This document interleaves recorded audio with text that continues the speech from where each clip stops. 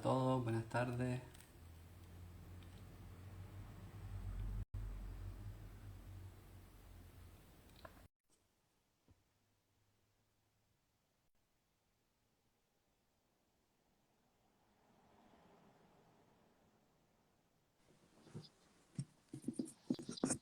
¿Qué tal? Rafael, buenas Hola, ¿qué tardes. tal? Buenas tardes, ¿qué tal? ¿Se me escucha bien? Perfecto, perfecto. Muy bien. Vamos a ir aquí. Vale. Ok. Que se te ve como que se te va la imagen, tú me ves bien a mí, ¿no? Sí, sí, muy bien. Vale. Pues Félix, primero que nada darte las gracias por querer formar parte de este proyecto. Muchas gracias, gracias por invitarme. Sí, fue curioso cómo di contigo a través de un canal de radio aquí en Canarias que te estaban entrevistando. Y resonaba mucho con todo lo que decías y dije, Félix es uno de los que tiene que estar en nuestro proyecto porque iba Bueno, muy acorde. muchas gracias y bueno, mando un saludo desde aquí pues a mis compañeros del programa Conexión a Mare, que me tienen a bien siempre invitarme cada mes y ahí estoy pues cada mes en el programa, que está muy bien porque es de crecimiento personal, presentado por Elisa Ruano y bueno, pues se tocan temas muy interesantes, ¿no? Como los que mencionas. Interesante. ¿Qué es una vez al mes? Sí, sí, una vez al mes estoy por allí.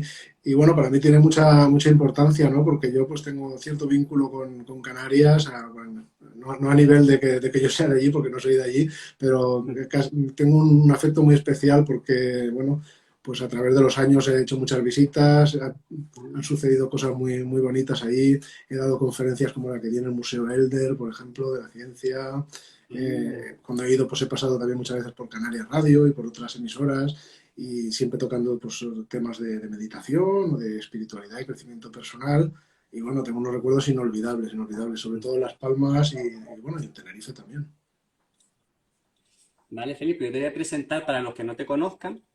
Tienes 48 años, eres nacido en Valencia, actualmente vives en Francia y doctor en ingeniería electrónica, más de 20 años de experiencia internacional en el dominio aeroespacial, experto en meditación, desarrollo personal, liderazgo, conferenciante, incluso por infinidad de universidades europeas, y autor de 19 libros publicados, y por destacar algunos, ¿Quién soy?, Más allá de la materia, La respuesta del universo, y creo que tu último libro ha sido Maestro Interior, ¿verdad? El maestro interior, de ediciones Luciérnaga. Muy bien. Después tocaremos un poquito los títulos de los libros porque la verdad que son muy interesantes y casi con esos títulos ya podemos basar casi toda la Bueno, conferencia. estupendo. Vale, y mire, mucha gente nos pregunta cómo un doctor en ingeniería, que todo está basado en la ciencia, en lo tangible, pues de repente entra de lleno en el mundo de la espiritualidad, la meditación, y si son compatibles ambos campos, ¿cómo lo has vivido tú desde que empezaste? Bueno, pues la verdad es que no es mi caso, ¿no? Que yo haya entrado desde la ciencia hacia la espiritualidad, ¿no? Sino todo lo contrario. Más bien, las dos cosas han ido unidas de la mano desde el principio, ¿no? Es como si hubiera trabajado en los dos dominios desde que empecé, ¿verdad? Yo soy un buscador, entonces siempre me he hecho muchas preguntas y para mí la ciencia es muy importante y por supuesto soy un apasionado de la ciencia, de la ingeniería. Estudié ciencias físicas, hice un doctorado en ingeniería electrónica, llevo 21 años trabajando en la Agencia Espacial Europea, o sea que imagina la pasión que tengo yo, ¿no?, por la ciencia y por la ingeniería. Pero claro, había muchas preguntas muy profundas que me hacía yo, ¿no?, que iban más allá de lo meramente material, que la ciencia veía yo que hay un punto en el que ya deja de responder. Y eso es lo que me motivó a, en paralelo con todo ello, pues también mirar más allá de la materia, precisamente. O sea, el mundo material, yo no conozco nada mejor que la ciencia, ¿no?, que lo explique. Pero traspasar esa barrera del mundo material necesitas la espiritualidad. Y por eso me interesé mucho por estudiar pues, muchas filosofías, me interesé por las filosofías no solo orientales, sino occidentales, por la meditación, por el crecimiento personal, bueno, y por muchos conocimientos de aquí y de allá que yo he ido pues, juntando con mi propio proceso de meditación, mis revelaciones, mis propios conocimientos y he ido como haciendo como una batidora, ¿no?, en la que he ido sacando pues, mis propias herramientas que he querido compartir con otras personas. Y bueno, pues son ya más de 20 años haciéndolo y ahí estamos. Y cuando empezaste, que me imagino que sería joven, ¿para ti fue al principio como un camino muy solitario? ¿O te sentías acompañado por tus colegas de la ciencia o no, no tenía nada que ver y fue como un camino muy solitario al principio? Ha habido de todo, ha habido de todo. Al principio, desde luego, era solitario. O sea, quiero decir, al principio yo con 23 añitos o por ahí, pues, añitos digo, ¿no? Pero es que, verdad, ¿no? Teniendo 48 ya, pues, lo recuerdas, ¿no? Como, como un bebé, ¿no? Pero me acuerdo que yo, bueno, la meditación me interesaba mucho por la paz interior, ¿verdad? Porque, bueno, pues yo veía que para tener un desarrollo interior y un desarrollo espiritual había que empezar también por encontrar un cierto silencio, pero no solo silencio auditivo, sino silencio del cuerpo, silencio de la mente, de las emociones, etcétera. Entonces la meditación me interesé por ella. Luego, bueno, empecé a compartir, pero durante más de 10 años, te diría que hasta a lo mejor hasta el año 2008 que saqué mi primer libro, yo tenía mucha actividad de compartir con muchas personas, daba incluso a grupos de cientos de personas que se reunían sobre, por ejemplo, un curso de milagros y me invitaban a darles conferencias y demás, pero era todo un plan hermético, en el sentido de que estos temas, si hablabas con otras personas de ello, pues no siempre te lo iban a aceptar o pensaban que eso era una tontería o hablabas de la ley de la atracción, por ejemplo, y decían que es una secta o cosas de ese tipo, ¿no? Que no tenían ni pies ni cabeza, pero bueno, tenías que hablar a quien estaba preparado para entender, ¿verdad? Y había mucha gente, ¿eh? Mucha gente. Luego eso cambió, ¿no? Y luego yo ya cuando me hice mi doctorado y dije, bueno, digo, ya, ahora ya voy a compartir y ahora ya voy a hacerlo más público, ¿no? Y fue cuando lancé La Respuesta del Universo, que fue en el año 2008, y a partir de ahí, bueno, desde el 2008, pues no he parado, fíjate, ya 19 libros publicados, más de 1000 conferencias impartidas, todas las semanas hago meditaciones a través de la aplicación Insight Timer, meditaciones gratuitas en directo, con participación internacional, y bueno, tengo una actividad muy nutrida, y ahí seguimos, ¿no? Siempre compartiendo, y bueno, para mí es servir, ¿no? Es una forma de servir, porque al final la meditación lo que te convierte es en un mejor servidor, ¿no? Se medita en el fondo para ser mejor servidor a un cierto plan, ¿no? Que al final, sigas la vía que sigas, el plan es el mismo, ¿no? Todas conducen a la misma cima, es el retorno a la fuente, ¿no? Y es así. Es curioso cómo en el tema de la meditación, la autoindagación, cuando uno empieza a descubrir todo esto, es imposible no querer compartirlo, ¿verdad? Porque es algo como que te sale natural, porque te sientes tan bien, por así decirlo, que es imposible no querer compartirlo. Incluso la gente me imagino que se te acerca para preguntar, oye, ¿por qué te veo tan bien? ¿Qué estás haciendo? Que surge naturalmente, ¿no? Claro, yo lo llevo explicando muchos años, lo que pasa es que, claro, si a quien se lo explicas piensa todavía desde el ego, o sea, que está todavía aferrado o apegado a la personalidad, no piensa desde el vehículo inferior, vamos a decir, no te va a comprender.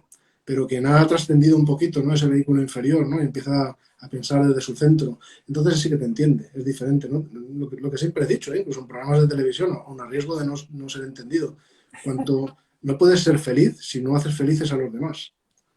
Uno Mm. puede ser feliz independientemente de los demás, porque la felicidad se basa en el concepto de que todo está unido a todo. En el momento en el que tú quieres ser feliz al margen de los demás, ya estás creando separación. Por lo tanto, ya estás dándole alimento al ego, que es el que busca separar, que precisamente es lo que se trata de sanar, ¿no? Con la espiritualidad, ese apego al vehículo inferior. Lógico, yo siempre lo he dicho, cuando una persona alcanza cierta maestría con la meditación, nunca jamás se va a sentir superior a los demás. Nunca va a querer ser un ser que está ahí arriba en un pedestal y los demás le siguen. No, no. Lo que va a querer es que esas personas lleguen a lo mismo o más que él. Y es normal, porque lo quieres compartir. Porque el camino precisamente que se sigue en la espiritualidad es un camino de reconciliación, ¿no? Hacia la reconciliación de la humanidad. Es decir, hacia darnos cuenta de que en realidad somos todos uno. La humanidad es un organismo común en el que no hay realmente separaciones salvo la que nuestros egos crean. Y es un camino de sanar esa falsa idea de separación. Así que cuando la vas sanando, obviamente lo que quieres es ayudar a los demás a que la sanen también, ¿no? Es lógico. Claro. Y es importante, Félix, sobre todo cuando te lo piden, ¿verdad? No ir por ahí como un poco pregonando ni, ¿sabes? Metiéndole a la gente estas ideas, sino simplemente estar ahí dispuesto a cuando a uno le preguntan, ¿no? Exacto, exacto. Hay que compartir, porque cuanto más das, más recibes. O sea, en el fondo dar y recibir son dos caras de una misma moneda, ¿no? Entonces, cuanto más sabes, más tienes para dar y más Mm. vas a seguir sabiendo para seguir dando, ¿no? Así vas a contribuir a ese fluir de alguna manera. Si no, ¿de qué te sirve, no? Si no, estás creando otra vez un nicho, ¿no? En el que tú acumulas mucho conocimiento. Pero yo siempre lo he dicho, cuando una persona tiene miedo a compartir, ¿por qué va a tener miedo a compartir lo que sabe? Será porque hace negocio con lo que sabe y tiene miedo a quedarse sin negocio. Pues entonces esa persona no sabe mucho, ¿eh? Yo no hago negocio con lo que sé, pero incluso si algún día tuviera que hacerlo, no dejaría de compartir tampoco, ¿por qué no? Es decir, una persona puede ganar dinero con lo que sabe, eso no pasa nada, eso no es contrario a la evolución espiritual, pero eso tampoco contradice la posibilidad de compartir. Hay que compartir, por supuesto, no hay que tener miedo a compartir. De hecho, bueno, por eso escribo tantos libros, ¿no? Porque me consta que por mucho que viva, no voy a poder contar todo lo que quiero contar, ¿no? En papel. Así que voy a intentar hacer los mejores libros que pueda, dar lo mejor que pueda de mí mismo, y eso que las editoriales pues no me pueden seguir, ¿no? Porque el mundo editorial va muy lento, quiero decir, los libros se separan entre año y medio y demás, y yo siempre, pues las editoriales tienen 3 o 4 libros todavía para publicar de aquí a los 5 o 6 años siguientes, ¿no? Pero da igual, eso a mí no me va a frenar, yo sigo haciendo, escribiendo, compartiendo por unas vías y por otras, y ahí estamos. O sea, que ya tienes libros escritos incluso esperando a ser Ah, editados. sí, sí. El próximo saldrá en 2023, el siguiente pues lo sacarán en 2024, 2025, y ahora ya estoy escribiendo pues el de 2026-27, pero bueno, en fin, Qué el bueno. mundo editorial es así. Y también lo comprendo, ¿no? Porque si no también escribir demasiados libros muy rápido y publicarlos muy deprisa, eso tampoco le deja tiempo al lector, ¿no? De asimilar esos temas y Claro. de ir interiorizándolos. Así que yo me adapto al mundo editorial, pero el mundo editorial a mí no me condiciona oye, yo soy así, yo necesito escribir y necesito compartir. Y para mí el escribir es una forma, bueno, predilecta, digamos, de compartir, aunque también me dedique a las conferencias y utilice medios de internet y demás, pero el papel es muy importante. Claro. Y Félix, me imagino que tienes tanto conocimiento dentro, tanto que te sale por medio de la escritura. ¿Alguna vez esa capacidad que tiene de tanto, no, de tanto, como si, de tanto conocimiento te ha generado como en contra, como a lo mejor estrés, como, no sé si me explico, como que esa cantidad de información te ha generado estrés o la puedes llevar bien? Yo nunca he tenido estrés. Es que para mí es inconcebible tener estrés por la cantidad de información. O sea, cada persona tiene las capacidades que tiene. Lo que no tienes que hacer es intentar manejar más de lo que tú tienes capacidad de manejar. Y eso es todo. O sea, si tú manejas lo que tienes capacidad de manejar, no vas a tener estrés. Lo que no voy a Claro. intentar nunca es hacer más de lo que humanamente puedo hacer, porque eso sería malo para mí y también malo para los demás. Bueno, puedes ir mejorando día a día, por supuesto, aumentando tus capacidades, y cuanto más capacidad puedas tener, pues más puedes dar, ¿verdad? Pero de todas maneras, como explico siempre, es un error pensar que la información está metida aquí entre las 4 paredes, ¿no? Del tarro, y es la que de alguna manera te hace sentir estrés y demás, sino que de alguna manera lo que llamamos el tarro, ¿no? Es como si fuera la estación, ¿no? O de alguna receptora o el interfaz, ¿no? Que te permite acceder a toda esa información. Y la información no solamente viene de procesos racionales, como nos han enseñado los maestros del pasado, no solo viene de la observación exterior, no solo viene del procesamiento mental y el almacenamiento y la imaginación, ¿no? Aplicadas a todo eso que vas almacenando, sino que también viene de lo que recibes por los sentidos internos.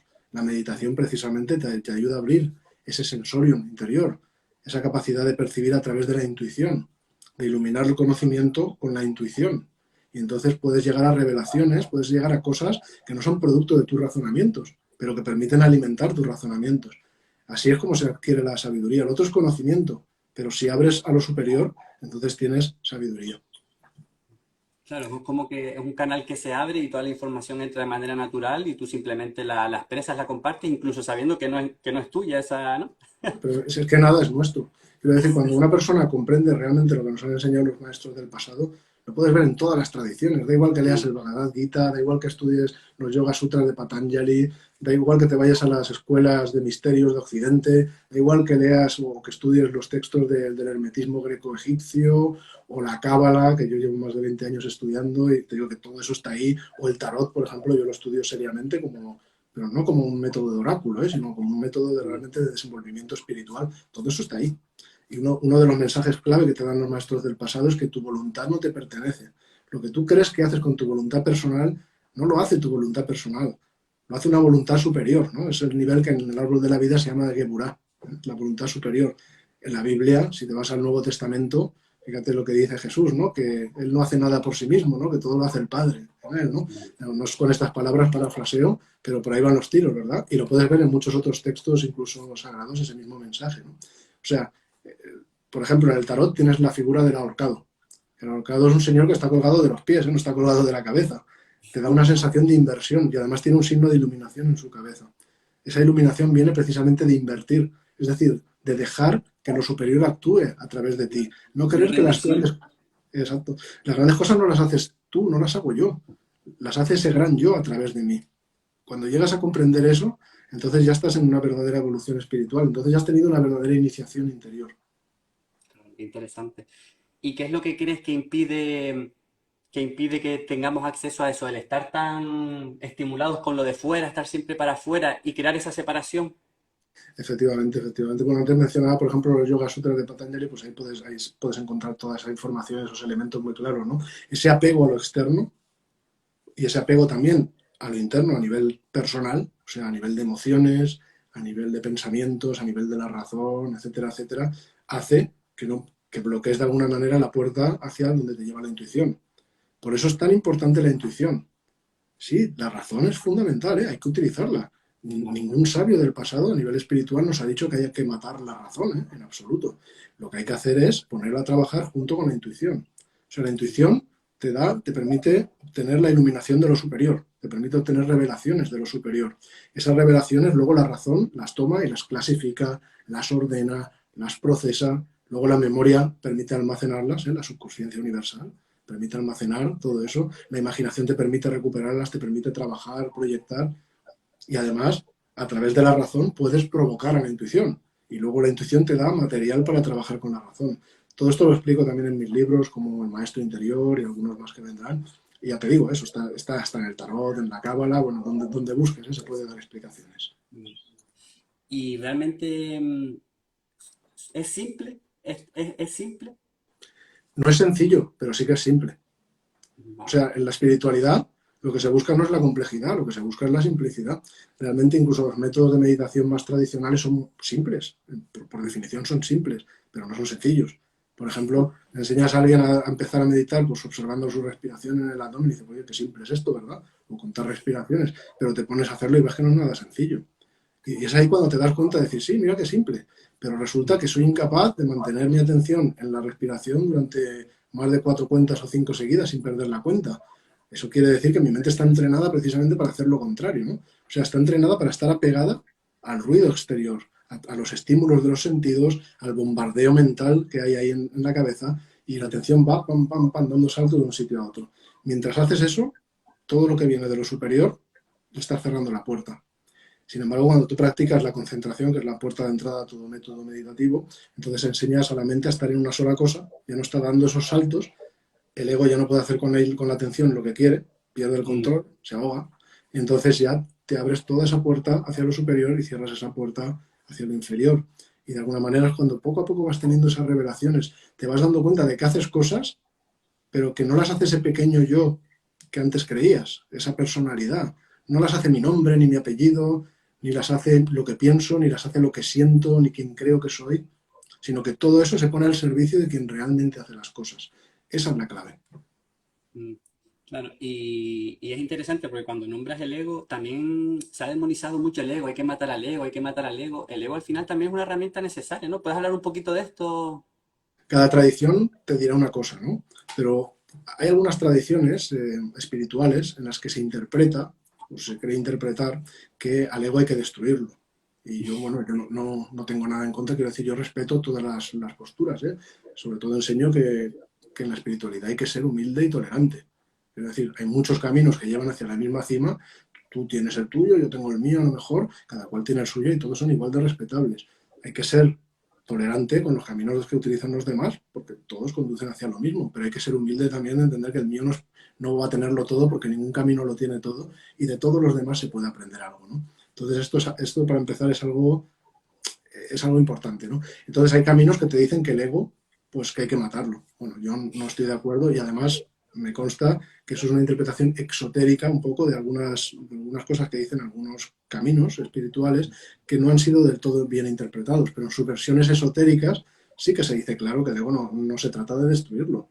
El ego, la personalidad, es tu vehículo inferior. El vehículo inferior es lo que le permite al alma conectarse, atarse al mundo material. Nosotros estamos en el mundo material, que es nuestra escuela de la vida, es lo que nos permite evolucionar como seres humanos. Todo lo que hacemos en contacto con la materia es lo que le permite al alma compensar su deuda de destino, su karma, ¿no? Como dicen en las tradiciones orientales, para ir perfeccionándose, ¿no? Y para ir evolucionando en conciencia. Pero claro, sin el vehículo inferior, pues entonces, claro, el alma no puede hacer ese trabajo, ¿verdad? Si el vehículo inferior, perdón, te lo cargas, entonces ya no tienes forma de comunicar. Lo que ocurre con el ser humano no es que se mate al ego, sino que se identifica con él. Y además lo tiene desordenado completamente. O sea, le manejan sus emociones a él, le manejan su forma física a él, le manejan sus pensamientos. Así que el trabajo más importante que enseñan las tradiciones más antiguas es, primero, avivar de alguna manera, energizar, ¿no? Esos vehículos, alinearlos para que puedan trabajar uno con otro e integrarlos para que sean un pack completo, vamos a decir, que trabaja en armonía. Un pack que te permite pensar, sentir y actuar de forma armoniosa y homogénea. Y eso se hace receptivo y responsivo a los impulsos del alma. No es la situación normal en la mayoría de seres humanos, que tienen su mente, sus emociones, su cuerpo emocional y su cuerpo físico desalineados completamente e irresponsivos a los impulsos del alma. Ese es el camino. Claro. Y después dicen que, claro, no les funcionan porque intentan incluso arreglarse, por así decirlo, desde esa mente desalineada, confusa, ¿no? Entonces hay que empezar un poco calmando, parando, ¿no? Bueno, hay que trabajar todas las dimensiones. Esto también es muy importante, ¿no? Porque hay gente que, por ejemplo, te dice, yo es que soy muy espiritual porque soy vegetariano. No, muy bien, ¿no? Es una forma muy sana de comer, ¿eh? Y además me parece estupendo y te va a ayudar sin ninguna duda en tu sendero espiritual. Pero solo con eso no vas a conseguir la iluminación ni nada parecido. Quiero decir, podrás conseguir a lo mejor un vehículo vital de gran valor, pero no servirá de nada si no descansas bien, si no respiras bien, por ejemplo, tu vitalidad, tu vehículo vital tampoco se va a beneficiar, o si tu mente está completamente desordenada, apuntando hacia objetivos egoístas, o si tus emociones son un campo de batalla que te domina y te enzarza en luchas, en odios, en peleas constantemente. ¿De qué te sirve? ¿No? ¿Entiendes lo que te quiero decir? ¿No? Que una cosa tiene que contribuir a la otra, ¿no? Hay que trabajar todos esos cuerpos. El cuerpo físico, con el apropiado descanso, el apropiado ejercicio moderado, etcétera, etcétera. El vehículo físico es muy importante porque es lo que nos conecta con la materia. Ese vehículo físico tiene que ser bien responsivo al vehículo etérico o vital. El vehículo vital requiere que te alimentes correctamente, que respires correctamente. Esas son dos funciones básicas, para recibir la vitalidad. Eso también en las tradiciones más antiguas también se contempla, sin ninguna duda. Después, eso tiene que ser responsivo al vehículo emocional, ¿no? Lo que algunos llaman el plano astral, ¿verdad? O el vehículo astral, es las emociones. Las emociones son un campo de opuestos, de batalla, ¿no? Que hay que conciliar. Hay que llegar a dominarlo de alguna manera, purificarlo y dominarlo. Y eso es un trabajo de alquimia interior constante, ¿no? De detectar esas emociones tóxicas y llegar a darles la vuelta, ¿no? Y poco a poco ir purificando ese vehículo. Pero ese vehículo responderá, tendrá que ser dirigido por el vehículo mental, ¿no? Que es el que un poco da la dirección. Así que tienes que aprender también a purificar lo que pones en tu mente, ¿no? Cuando todo eso se va purificando y se va alineando, un vehículo responde al otro y se forma una cadena integrada, un todo integrado, que entonces empieza a recibir la iluminación de lo superior, la iluminación del corazón, del alma. Y entonces ya eres dirigido, ¿no? Por lo superior de alguna forma. Ya no tienes que hacer un esfuerzo para que las cosas pasan a través de ti. Esa es un poco la idea. Claro, eso es algo a lo que para llegar, pues digo yo que hacen falta varias vidas, ¿eh? Y es un trabajo enorme, enorme que todos tenemos que hacer y todos estamos en ello. Pero bueno, quienes más han avanzado en esa tarea se ven en la responsabilidad de forma natural y además con las ganas y la verdadera motivación de ayudar a los demás a que avancen lo máximo posible en ese sendero. Porque cuanto más avancen los demás, más avanzamos todos. Porque si tú te ves como una célula de un organismo mayor en la que no hay separaciones, quizá diferenciación, pero no separación, entonces todo lo que te beneficia a ti le beneficia a todos los demás. Y todo lo que le beneficie a cualquiera otra de esas células le beneficia también al organismo completo, ¿verdad? Y esa es la visión que hay que tener, la visión de equipo como humanidad, ¿no? Tenemos que retornar a reconciliarnos con nuestro yo, no con el yo personal, sino con el yo humano. Mm, que ese es al que hace referencia cuando dices, hablas de yo inferior y yo superior. Ese yo superior estaría en el nivel crístico, ¿eh? En el nivel cuando las tradiciones esotéricas analizan, por ejemplo, el cristianismo esotérico, ese nivel crístico lo sitúan precisamente asociado al corazón y asociado al nivel del alma humana, el alma de la humanidad al completo.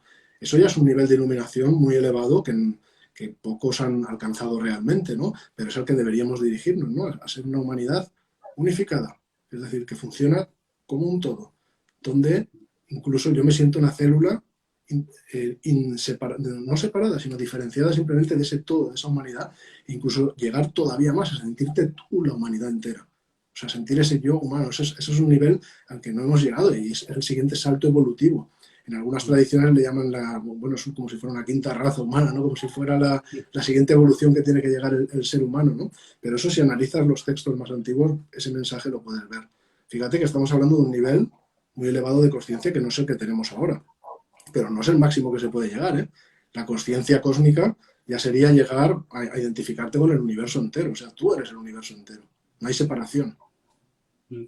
Y es curioso porque se habla de eso, ¿no? De que somos el universo entero, que gracias a nosotros el universo entero puede verse a sí mismo, ¿no? Esto que suena tan abstracto, tan lejano, pero la gente que habla de eso estando encarnada en un cuerpo, ¿realmente eso lo experimenta de manera puntual? ¿O realmente lo habla porque lo sabe, lo ha entendido? ¿O realmente tiene esa experiencia directa de ser el universo entero? No es tan fácil, ¿no, Félix? Experiencia directa no son muchos quienes la han tenido en la historia y bueno, puedes llegar a tener, como decir, flechazos, ¿no? O Mm, chispazos de lo que es eso, cada cual va llegando a su nivel y bueno, la iluminación se presta a niveles, ¿eh? Se presta a niveles, no es una cosa que es on y off, y luego además quien verdaderamente lo ha experimentado no se va a molestar demasiado en contar lo que ha experimentado porque no puedes, porque no hay palabras. Lo que mm, vas a intentar es ayudar a otras personas a que lleguen a vivir eso por sí mismo. Les puedes dar un camino, les puedes dar un sendero, les puedes dar consejos, apoyo, herramientas. Eso es lo que hace quien conoce pues, en niveles más elevados de conciencia. Pero no pretende explicarles lo que ha experimentado a nadie porque es que no se puede, sencillamente. imposible. Pero es muy importante que entendamos que la conciencia es una, Mm, está emanada de la fuente. En la mm, Cábala, por ejemplo, en el árbol de la vida, el punto de manifestación de esa conciencia una estaría en Keter, en la corona. Es en el punto más alto del árbol de la vida. Bueno, luego hay mm, 4 mundos y un quinto y tal, pero no voy a complicarlo. Pero ahí se puede ver como todos son emanaciones luminosas. O sea, la conciencia es una, pero se expresa a través de la multiplicidad. mm, Nosotros somos centros de expresión de esa conciencia una, diferenciados, pero somos centros de expresión. Y en este planeta somos los centros de expresión únicos que tienen un nivel que es la autoconsciencia. Hay otros mm, centros de expresión, los reinos animales y demás, las especies también son centros de expresión, pero no son autoconscientes como nosotros. Así que la conciencia se expresa en el universo a través de muy diferentes niveles. Si hay un nivel autoconsciente como el nuestro, no habrá otros niveles supraconscientes. Si tú ves aquí esa pirámide, ¿no?, de niveles y cómo mm, lo ves materializado en el plano físico, material, ves reino mineral, vegetal, animal, el humano, no podrías pensar también, no da para pensar, como han pensado muchos sabios del pasado, que hay niveles también superiores a los que podríamos llegar, ¿no?, si realizamos todo ese trabajo. Si tú quieres pensarlo por una analogía, pues imagínate unas guirnaldas de estas que se ponen en el árbol de Navidad, que tienen lucecitas y que, bueno, que se van iluminando cada una de un color y de una manera, ¿no? Vibran a su manera. Cada una de esas luces tiene su propio color, tiene su forma de vibrar diferente, tiene su forma distinta, ¿no?, físicamente. Pero la corriente que pasa por todas ellas es la misma. Pues esa corriente es como si fuera la conciencia única, es así. Es una misma corriente, vamos a decir, pero en cada centro de expresión se manifiesta de una manera diferente, con un nivel de conciencia diferente. Y en nosotros se manifiesta a través de ese nivel autoconsciente. ¿Qué pasa con el ser humano? Pues que eso nos ha dado la capacidad de tener el libre albedrío. Es decir, podemos usar nuestra voluntad de forma consciente. ¿Y qué es lo que hemos hecho? ¿La hemos utilizado bien? ¿No? La hemos utilizado mal. Por eso estamos en este estado de caída, ¿no?, en la materia, por el mal uso que el ser humano ha hecho de ese gran poder con el que fue dotado, que tendría que haber sido utilizado para ayudar en ese sendero de retorno a la fuente, ¿no? Y lo que ha hecho es crear más separaciones, irse en el sentido contrario, porque se ha identificado con su personalidad. Ese es el problema. Está dotado de una herramienta que es la personalidad, que es necesaria para progresar, y en lugar de utilizarla a su servicio para progresar, se ha convertido en su esclavo y hace lo que le dicta esa personalidad, se identifica con ella. Creo que yo soy mi nombre, mi apellido, las cosas que hago, y no me doy cuenta de que soy un vehículo, un canal a través del cual se hacen las cosas, como lo somos todos. mm. Qué bonito, Jolín, claro. Sí, es que encima tenemos ese potencial y parece que hay incluso nos autocastigamos con simples pensamientos, ¿no? ¿Qué manera tenemos de machacarnos a nosotros mismos? La verdad es que sí. Y bueno, programamos resistencias mentales, programamos muchos condicionamientos, incluso con la propia meditación. Te digo, pues, tengo la experiencia de enseñar a muchas personas a meditar y me he encontrado con esto muchas veces de personas que incluso cuando empiezan a meditar sienten que están siendo egoístas. O sea, cómo juega la mente con uno mismo. O sea, dice, ya, pero es que yo cuando estoy meditando me estoy apartando del mundo. Entonces, como me estoy apartando del mundo, no estoy sirviendo a mi familia, no estoy siendo un verdadero servidor. Y yo les explico, cuando tú vas en un avión, ¿qué es lo que te explican que tienes que hacer con la mascarilla? Antes de ayudar a los demás, te la tienes que poner tú, ¿no? Porque si tú no llevas la mascarilla, la cosa puede ser contraproducente, puede ser peor. Quiero decir, para servir mejor, tienes que primero ser un mejor servidor. O sea, tienes que trabajar dentro de ti para ser mejor, para poder ayudar mejor ahí fuera. Esa es la cuestión. Igual que para tocar música, tienes que también trabajar y practicar en solitario, ¿verdad? ¿Para qué? Para contribuir a que la orquesta suene mejor, ¿no? Para que ese todo suene mejor. Luego sales ahí a tocar el instrumento. Pero claro, pues es así. El trabajo interior no significa que le estés haciendo daño a nadie, todo lo contrario. Unos minutos de retiro, de interiorización cada día, aunque solo sean unos minutos, es un trabajo que te está convirtiendo en un mejor servidor. Y lo que luego vas a hacer ahí fuera, lo que vas a transmitir a tu alrededor ahí fuera, lo que vas a decir, lo que vas a hacer, cómo lo vas a decir o hacer, la vibración que transmites a los demás, va a ser distinta. Y así estás contribuyendo a cambiar tu medio ambiente y a cambiar el mundo, sin ninguna duda. Y ahora que has nombrado lo de ya el tema de la meditación, vamos a centrarnos un poquito, ¿no? Ya que el proyecto también va un poco enfocado a la meditación correcta.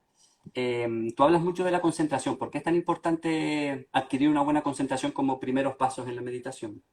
Bueno, pues como te decía, pues lo que son todas las tradiciones más antiguas meditativas, Mm, todas ellas comienzan siempre por la concentración. En todas ellas lo encuentras. ¿eh? Te he hablado de los Yoga Sutras de Patanjali, por ejemplo, mm, un libro maravilloso ahí para estudiar, y ahí ves el rol que tiene la concentración. Y puedes ver además que hay muchas formas y muchos matices. ¿eh? No es lo mismo, por ejemplo, practicar la concentración con semilla que sin semilla, por ejemplo. ¿eh? mm. Eso también en el árbol de la vida, cuando aprendes los caminos del árbol de la vida cabalístico, también puedes ubicar ahí esas formas de meditación, esas energías y demás. Así que bueno, la concentración se presta también a muchas formas de práctica, pero es fundamental porque para poder meditar necesitas tener silencio interior. O sea, si tú, antes decíamos, estás apegado al mundo exterior o con la mente dando saltos de un sitio a otro, no vas a conseguir acceder a los planos superiores y a todo lo que puedes enriquecerte, ¿no? Con esa conexión.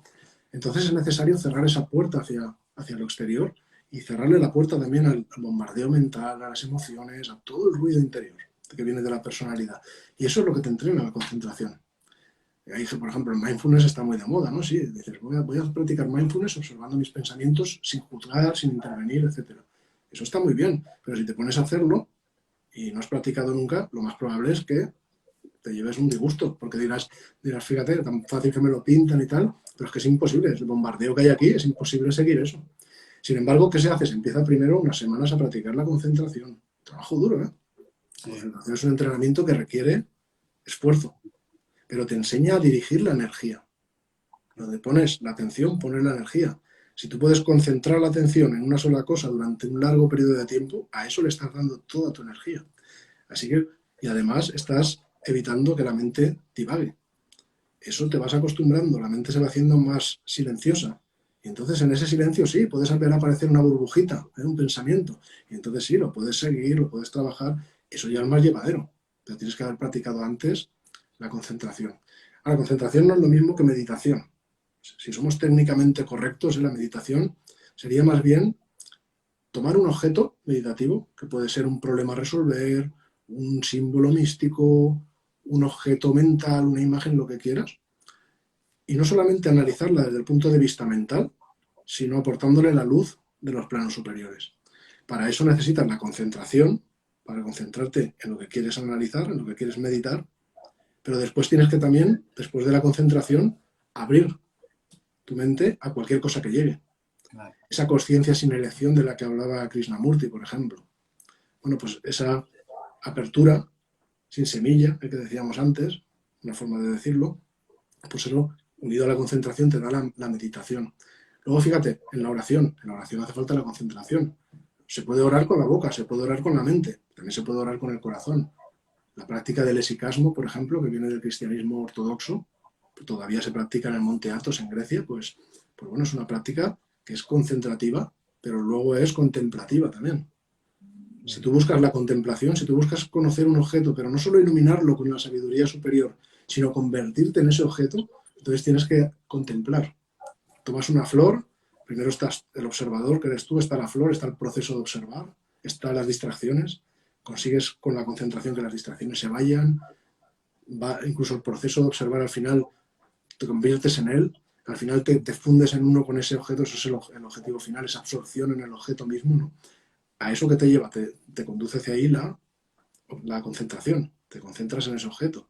Luego también está la contemplación mística. Ahí no solo usas la concentración, sino que luego usas un abandono total. Es más que una apertura, una conciencia sin elección, es mucho más, es un santo abandono. O sea, un abandono total en el que deja de existir un yo y en el que te dejas hacer por completo, ¿eh? Pero para eso tienes que haber llegado a un nivel concentrativo, en el que has alcanzado unos planos superiores que son seguros, como lo practicaban los místicos cristianos, por ejemplo, ¿no?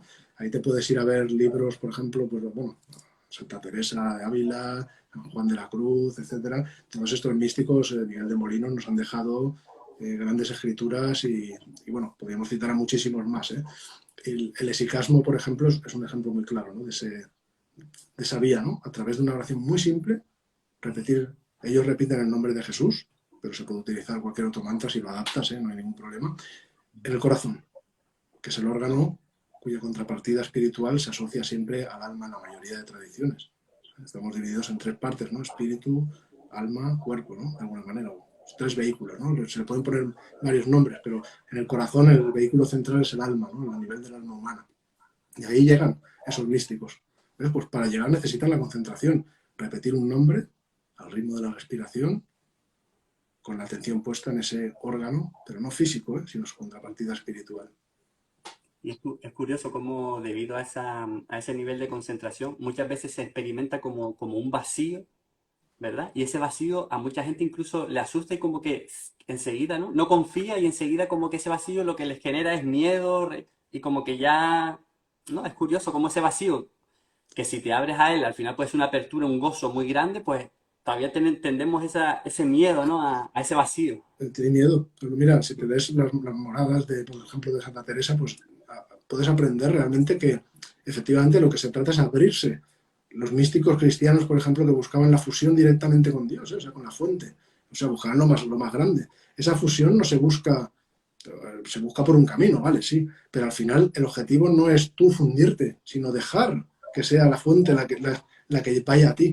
Y para eso tienes que prepararte para recibirla. Imagínate qué preparación, eso sí que es un santo abandono, ¿no? Y eso no es nada sencillo de encontrar. No se me ocurren palabras para decirlo, para eso hay que leer a los clásicos y a los grandes místicos que no te han podido explicar jamás lo que han experimentado, pero sí te han comentado un camino, ¿no? Para llegar a ello, ¿verdad? Dionisio el Areopagita, un misterioso personaje, pero que aparece mencionado en la Biblia también y que dejó un legado muy grande, sobre todo al hablar de las jerarquías celestiales y demás.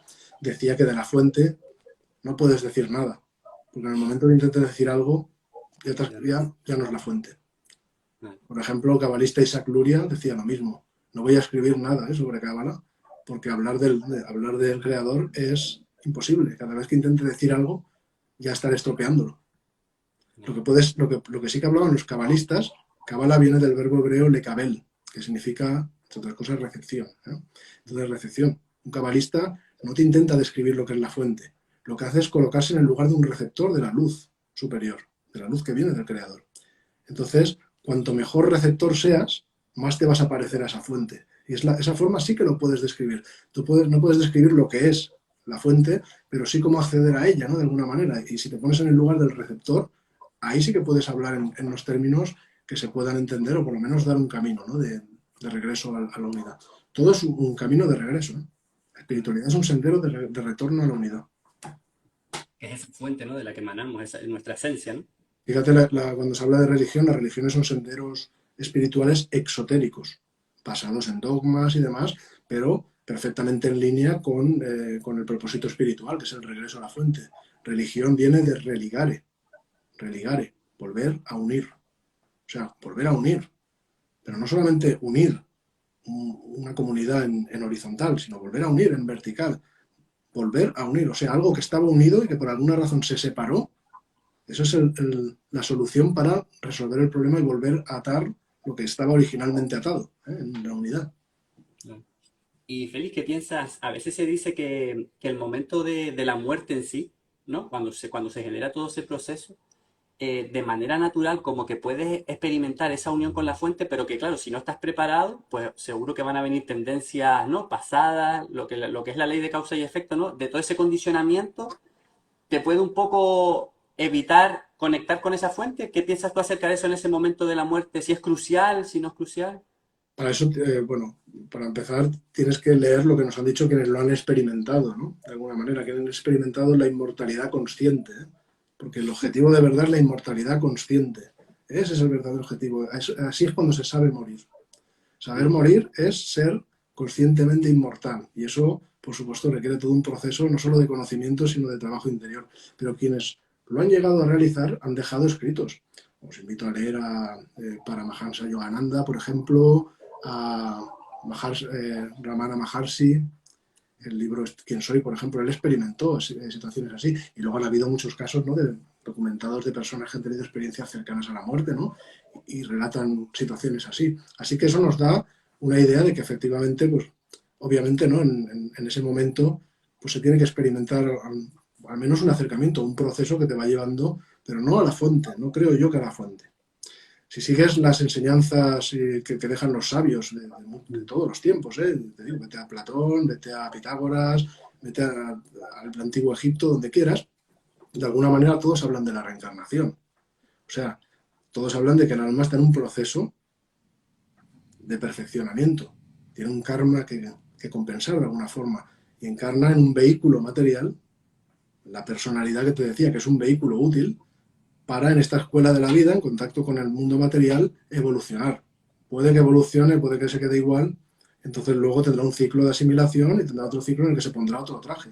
Igual que nosotros nos metemos en nuestro coche, nos vamos a trabajar y luego nos salimos del coche, el coche se queda aparcado, pero ¿acaso dejamos de ser quienes somos? No. Y si el coche se hace viejo, porque se hace viejo y ya pierde sus cualidades y ya no funciona y muere, podemos comprarnos otro coche, ¿no? Nos pondremos una vestidura externa diferente. Pareceremos, de cara a otros coches, pareceremos diferentes, más elegantes o menos, más grandes o más pequeños, pero ¿acaso dejaremos de ser en el interior quienes somos realmente? O sea, el conductor sigue siendo el mismo. Se ha cambiado de ropa, ¿no? Eso es un poco lo que nos han enseñado los sabios del pasado sobre la reencarnación. Entonces, si lo ves de esa manera, pues no puedes pensar que el alma al momento de la transición, que llamamos muerte, pasa directamente a fundirse en la fuente. Pasa a un estado en el que tendrá que asimilar, ¿no?, lo que ha hecho y preparar un nuevo ciclo hasta que llegue a perfeccionarse, ¿no? O sea, es todo un ciclo de perfeccionamiento por niveles. Pero claro, eso es mucho. Lo único, aquí podríamos estar horas y horas hablando para desgranarlo por completo. En uno de mis futuros libros toco el tema de la muerte porque es muy importante, pero decirte que, bueno, que lo que llamamos muerte es una transición entre el estado en el que el alma está vestida con ese vehículo a un estado en el que deja de tener ese vehículo. Y el nacimiento es otra transición, en el que ese mismo conductor se viste con un vehículo nuevo. Y eso es lo que te dicen los sabios del pasado acerca de los ciclos. Ahora, cada cual tiene que decidir si eso lo acepta como válido o lo acepta de otra manera o no lo acepta. Y es totalmente respetable. Cada cual tiene que formarse al final su propia opinión y vivirla en su interior. Porque al final nadie te tiene que imponer, ¿no?, lo que tienes que pensar. Por lo menos en el desarrollo espiritual, como buscador que soy, yo pienso así y concuerdo con quienes hacen lo que yo hago, ¿no? Es decir, yo no impongo a nadie lo que tiene que pensar. Yo te daré herramientas, te diré consejos para que tú puedas llegar a tus propias verdades. Y al final tus verdades son tuyas, son para vivir en tu interior, te valen solo a ti. Solo las experimentas tú como tú lo haces. Y aunque lograras transferírselas a otra persona, no le servirían, porque cada ser humano está en un estado de evolución, en esa escuela de la vida diferente. Lo que me vale para mí no te tiene que valer necesariamente a ti. Además, tampoco te lo podría saber explicar o no te lo podría transferir, es intransferible realmente. Bonito. Sí, es como, sí, una compasión sabia, ¿no? Al final te pones en sabes que esa persona está en esa evolución y él mismo va a tener que experimentar, pasar por lo que tenga que pasar porque es su propia evolución y él tendrá que sacar sus propias conclusiones. Lo que tú Claro. decías, ¿no? Al final tenemos esa capacidad autoconsciente, ¿no?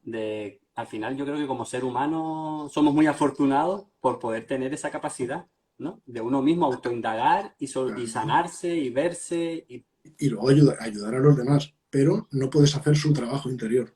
El trabajo interior de cada uno lo tiene que hacer cada uno. Tú les puedes ayudar o darles consejos, pero al final esas personas tienen que hacer su trabajo interior y solo cada persona lo puede hacer. Cada individuo tiene el poder de trabajar en su interior.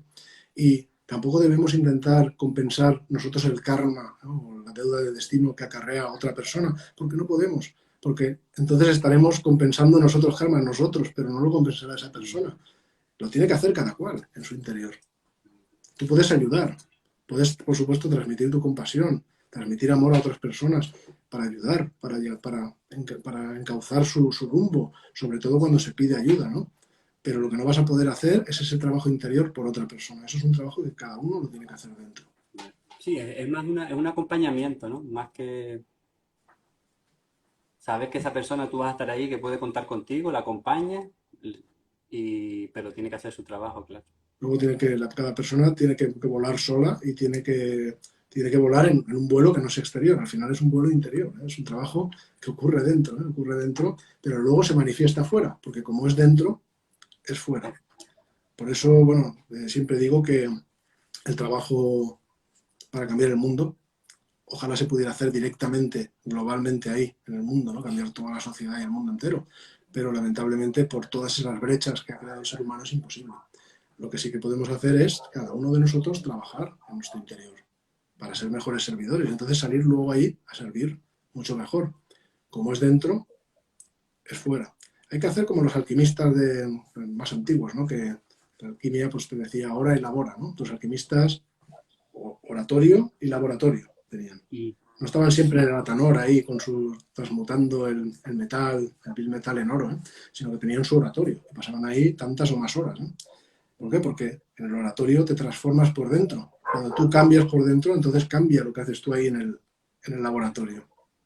Porque los alquimistas precisamente lo que sabían era que la obra que estaban haciendo no la estaban haciendo directamente sobre la materia que estaban trabajando en su atanor, sino que ellos eran parte del experimento y la obra se hacía dentro. La verdadera piedra filosofal tiene su piedra interior. qué Claro, eso bonito. ya entraríamos en la alquimia, que es otro tema muy extenso y muy complejo.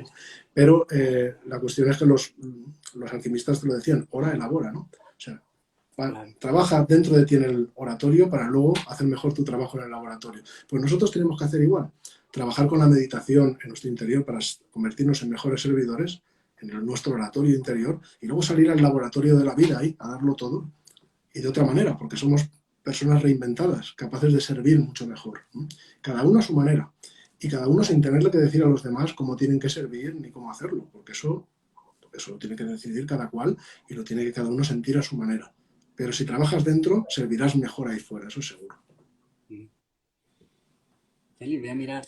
A ver, no, se nos ha pasado el tiempo volando. Tenía aquí varias preguntas de los seguidores. ¿Te parece que te vayas formulando algunas Claro, claro. y las vamos contestando en la medida de lo posible hasta que lleguemos a la hora? Vale.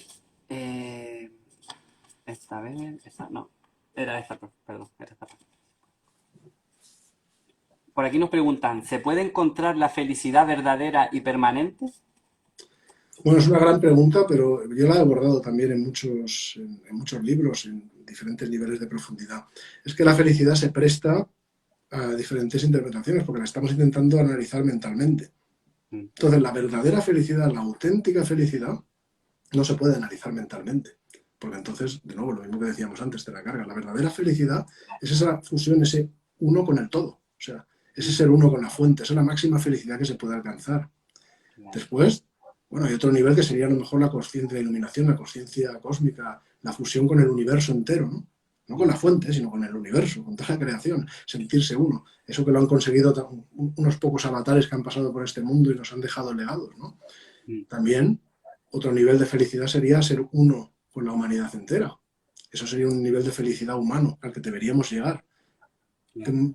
diferente sería el mundo, ¿no? Si cada uno de nosotros nos sintiéramos células de una misma humanidad, células diferenciadas pero no separadas, que piensan que cualquier daño que yo le pueda hacer al prójimo me lo estoy haciendo a mí mismo, y que piensan que cualquier bien que le esté haciendo al prójimo me lo estoy haciendo a mí mismo, porque el prójimo y yo somos parte de lo mismo. Claro. Y ahí es cuando se manifestaría el amor incondicional, ¿no? Hacia todos los seres Claro, por igual, ¿no? claro, claro. El amor es un motor que lleva a eso, que lleva a unir en lugar de a separar. Pero claro, eso es un nivel de felicidad. Luego hay un nivel de felicidad, si desciendes en nivel hacia la personalidad, que sería el nivel de felicidad, por ejemplo, intelectual. La felicidad la defino de tal manera. Yo ahora, mientras te lo explico, estoy haciendo un recorrido por el árbol de la vida, ¿eh? Y también en algunos arcanos del tarot, ¿sabes? Para que veas que los sabios del pasado todo esto lo han reflejado, y cuando lo estudias en mucha profundidad tienes incluso un mapa mental de todo ese trayecto, ¿no? Entonces, a nivel intelectual, la felicidad para mí, mi felicidad significa esto, mi felicidad es esto, ya estamos hablando de mí, ¿ves? Ya estamos en el ego, ¿eh? Yo me Mm, apropio de la felicidad. Ahí ya estamos hablando de felicidad subjetiva. Luego te podrías ir al plano emocional, cómo sientes la felicidad. Para mí felicidad es cuando me siento de tal manera, ¿eh? Cuando siento, no sé, sensaciones agradables y demás. O luego podrías ir al mundo físico ya. Para mí felicidad es cuando estoy en el spa y me hacen un masaje.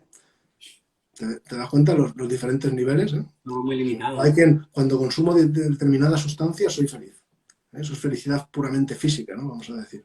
Entonces, son niveles desde lo más inferior hasta lo más superior, pero si tú me preguntas por la auténtica felicidad, ¿cómo va a ser felicidad mi felicidad? ¿Cómo va a ser felicidad cuando yo me siento de determinada manera? Eso significa que a veces eres feliz, pero cuando no te sientes de esa manera no eres feliz. Entonces eso no es felicidad verdadera. La felicidad verdadera no es condicional ni está condicionada por nada. No existe ninguna razón para ser feliz. Ninguna. La felicidad simplemente es, de manera eterna, incondicional, todo el tiempo. Esa es la auténtica felicidad. Y solo la puedes encontrar cuando llegas a esa fusión con la fuente, de la que estamos tan alejados. Así que no conocemos en nuestro estado actual la verdadera felicidad, aunque podemos tener destellos de ella Mm, claro. en nuestra vida. Y esas personas que tienen esos destellos, pues son los que van alcanzando diferentes grados de iluminación, ¿no? De conciencia, y van conociendo esa verdadera felicidad. Esa no es mi felicidad, ni la tuya. Esa es la felicidad, la única que existe. Mm, qué bueno, qué bueno. Vamos a pasar a la siguiente. Dice, mi mente siempre está agitada. ¿Me recomiendas algún truco para calmarla? Ojalá, de verdad, si hubiera un truco rápido y fácil y sencillo, yo lo habría dado ya hace tiempo, pero es que de verdad, es que en la espiritualidad yo siempre lo digo, no hay fórmulas mágicas. En el crecimiento personal es igual, ¿eh? No hay fórmulas mágicas, las cosas requieren mucho, mucho trabajo. Así que si por truco se busca algo que sea rápido, sencillo y dé una solución inmediata, eso no existe. Eso no existe.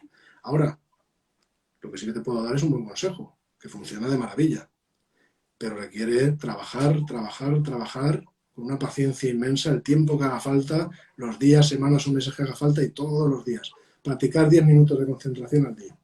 Mm, Normalmente, si lo haces de verdad y lo haces con regularidad, no más de 10 minutos, ¿eh? Porque, como pasa en un gimnasio, si no vas, los musculillos no salen.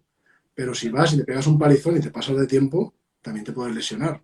Así que 10 minutos, nada más. Ya se irá eso alargando de manera natural. Si lo haces cada día, practicas la concentración, entonces, sin ninguna duda, en menos de 3, 4 semanas, seguro que habrás visto algo, algún progreso. Hay personas que progresan más, hay quien progresa menos, pero con sinceridad hacia uno mismo verás que hay cosas que cambian. Y si sigues y sigues y sigues, seguirán cambiando a tu propio ritmo, tu propio sendero. ¿Que cómo se practica? Pues hay montones de formas de practicar la concentración.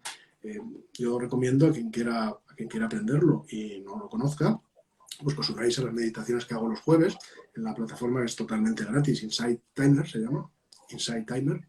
Y bueno, desde mi página de Instagram, desde mi perfil lo podéis encontrar también el link.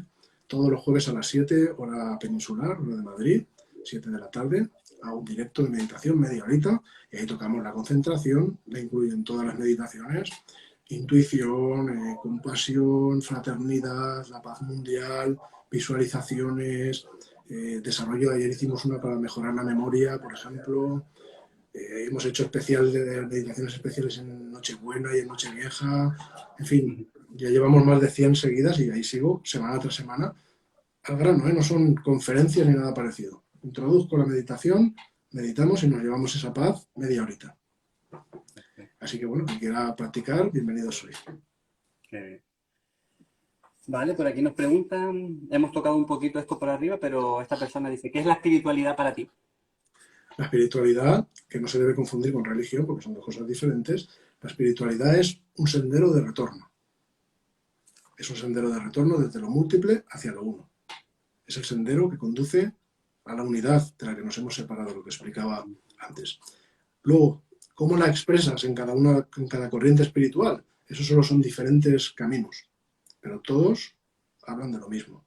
Todos los caminos espirituales buscan pasar de lo múltiple a lo uno.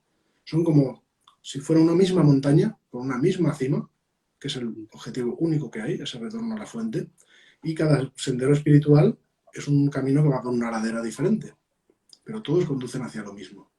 Lo importante realmente es tener claro el camino que sigues y sobre todo seguirlo.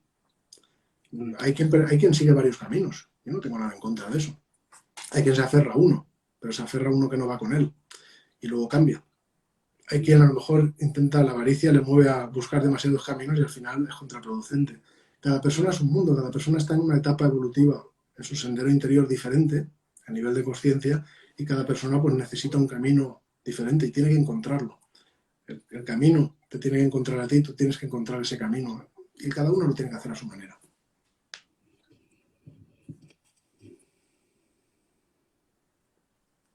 ¿Crees que la palabra iluminación, despertar, se ha puesto tan de moda y la gente está haciendo de ello algo inalcanzable? Yo lo que creo es que se ha puesto de moda porque la gente ha pensado que es más alcanzable de lo que es. Quiero decir, alcanzable es, porque todos los seres, nosotros ahora mismo todos somos seres iluminados, solo que estamos separados de la iluminación, ¿no? En un grado o en otro. O sea, la iluminación no es una condición nueva que haya que crear dentro de nosotros, es una condición que ya está ahí. Lo que hay que hacer es quitar lo que nos separa de esa condición. Y el trabajo espiritual es un trabajo de ir quitando esa separación. Y es un trabajo, por supuesto, enorme, enorme. Así que los que venden la iluminación como un curso de fin de semana, que a cambio de determinadas cantidades de dinero, pues tienes el diploma de iluminación, pues bueno, cada cual que saque sus conclusiones, claro está. Total, total. Vale, a ver. Por aquí nos preguntan ya para finalizar, Félix, ¿cómo ves el tiempo? ¿Qué es el tiempo para ti? El tiempo lo tienes que entender de dos maneras, como todo lo que quieras ver verdaderamente con una visión más amplia. Para tener una visión amplia de una realidad aumentada, vamos a decir, tienes que ver el aspecto material, que es lo que también se nos da siempre de mirar, pero luego tienes que ver el aspecto espiritual. Así que el tiempo, si miras su aspecto material, su contrapartida material, encuentras el tiempo lineal. Es el tiempo del ayer, del mañana, el tiempo que se puede medir con el reloj, ¿no? Tiempo muy útil que está vinculado a nuestra vida en el plano material. Luego tiene su aspecto más elevado, su aspecto psicológico. Tú lo sientes, lo percibes de una manera, ¿verdad? Tienes una noción del tiempo, tienes además el pasado y el futuro, tus nociones del pasado y el futuro. Ese tiempo se basa precisamente en capacidades cognitivas, en funciones subjetivas, como la memoria y la imaginación. Si tú a un ser humano le quitas la memoria y la imaginación, entonces solo le queda la hora. No existe ninguna sensación del paso del tiempo. Para que tú tengas sensación del paso del tiempo, lo que haces es recordar las cosas que pasaron, los sucesos que ocurrieron, y recordar que uno causó a otro, y ese otro causó a otro más. Tienes una línea de causas y efectos que solo puedes recuperar a través de tu memoria y darte cuenta de que estaba ordenada de esa manera. Y entonces tienes una noción de paso del tiempo. Y si ahí aplicas tu imaginación, puedes proyectar eso hacia el futuro y extiendes esa línea. Pero todo está basado en capacidades subjetivas, funciones subjetivas de la mente. Si tú eliminas eso, esa noción del tiempo desaparece y queda lo único que existe, que es el presente. Esto es 100% científicamente demostrable. Y te lo digo así. No es verdad que se pueda demostrar por la ciencia, claro está, pero quien quiere lo puede demostrar fácilmente. Medita, medita, medita, y si de verdad llegas a un estado de absorción total, mucha práctica, llegará un momento en el que estarás concentrado en una sola cosa y tu mente no estará recuperando nada del pasado ni proyectando ninguna imagen hacia el futuro, Y entonces lo único que te quedará es el ahora. Lo único que te quedará es el ahora. Y si quieres otro ejemplo, cuando te despiertas por la mañana, estás pasando de un estado en el que estás en ese verdadero tiempo. Mm. Y viene un proceso en el que por unos instantes no sabes ni dónde estás, ni cuándo estás, ni quién eres. El quién soy como personalidad, el dónde estoy como espacio y el cuándo estoy como tiempo es una creación mental. Una creación mental además a través de las facultades subjetivas. Eso se va activando y entonces cuando vas tomando conciencia y te vas dando cuenta, hay un proceso. Por la Mm, mañana lo puedes ver muy claro. claro. Pues Félix, hasta aquí. Vamos a dejar el encuentro. Muchas gracias de nuevo Muchas por... gracias. Ay, espera, que se me mete el gatillo aquí delante. Mira qué cosita. Ah, qué bonito. Yo también, bueno, tengo también una gatita, se llama Dulce. Lo que pasa es que, bueno, cuando está aquí conmigo y tal, pues hay un momento en el que me molesta porque quiere que le abra la puerta, así que la dejo salir directamente. Y tengo a mi perrita Lola, digo perrita porque, bueno, pero es enorme, ¿eh? Con 9 meses, un Golden Sí, ya he Retriever visto las enorme. fotos ya, sí. Así que,